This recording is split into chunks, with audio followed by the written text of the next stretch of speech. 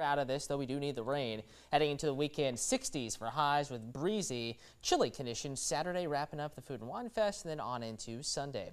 Traffic tracker right now, WTOC Jay McSino traffic tracker is on the northwest side this morning, and we are not seeing too many issues, though still low visibility at this spot. No major crashes to report at the moment that we are aware of. Reminder, conditions always available traffic-wise in the weather app as well. All right, tune in for the news now. We'll be live on Facebook and on the app in just 3 minutes.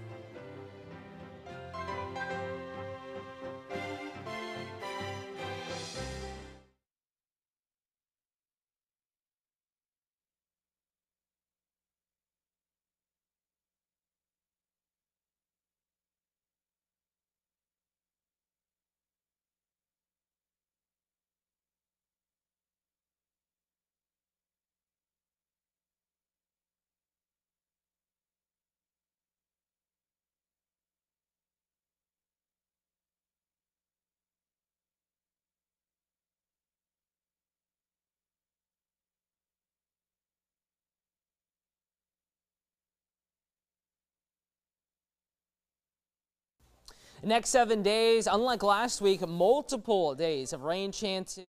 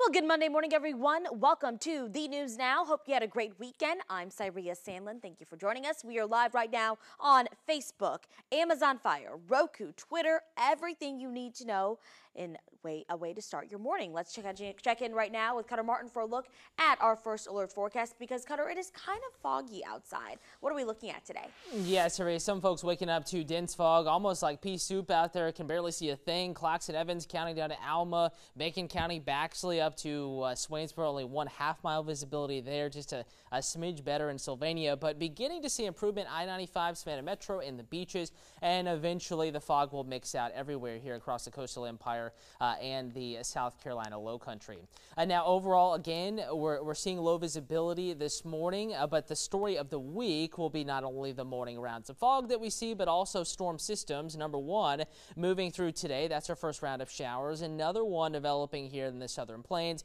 and there is more energy back here across the western United States. So waves of potential rainfall, scattered showers and thunderstorms on the way.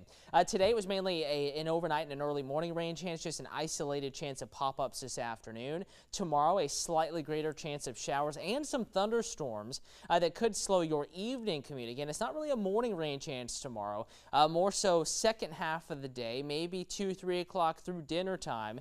So if you're voting tomorrow as well, could be impeded by some showers and thunderstorms. Just keep it in mind. Make sure you check in with us, the Team WTOC weather app. We'll keep you updated. And again, later Wednesday to Thursday, our third round of rainfall. And then we get chillier heading into the weekend. I'll have that full weather breakdown, what we're looking ahead to coming up over the next 7 to 10 days in the digital forecast. Weather Now coming up at 11 a.m. Right now, I want to update you on the morning commute outside. First with the WTOC Jamie Casino traffic tracker on the move this morning on Chatham Parkway near 17 Ogeechee, and not noticing too much of a delay here at that intersection. A little bit damp, but visibility is good. Fog has lifted at this location, so visibility is going to vary depending on exactly where you are. Just a heads up, you may encounter some of that low visibility this morning in addition to the damp roadways. Where we have delays, it's on the west side this morning, 16 near Pooler Parkway. We have reports of a crash possibly involving up to as many as 4 vehicles. So I want to get some data on this, see exactly how quick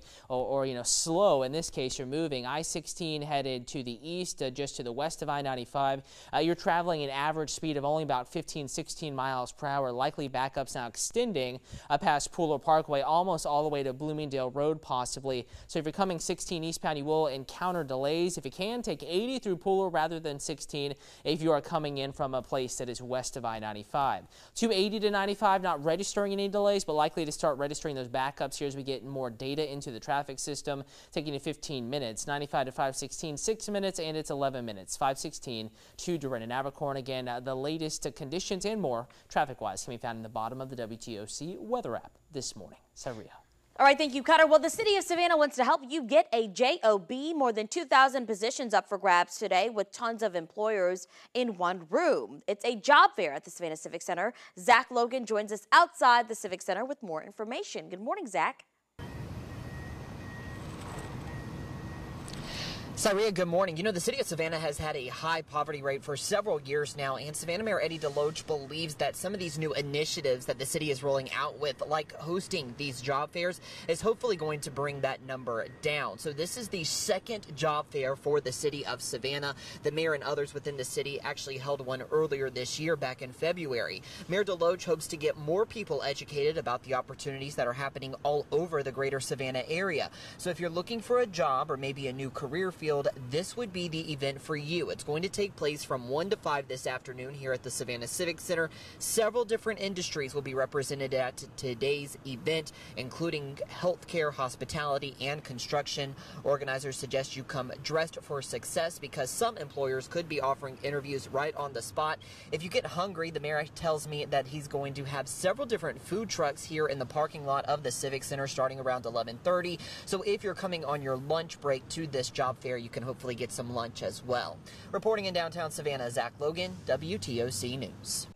Also today, Savannah City Council is expected to discuss offering free rides for late-night workers in downtown Savannah. Council is considering a contract with a company that works through an app similar to Uber or Lyft. Now, it would be marketed primarily to downtown employees who work between 10 p.m. and 5 a.m. Business leaders in the community have expressed concerns after the city raised parking rates and extended meters to Saturdays.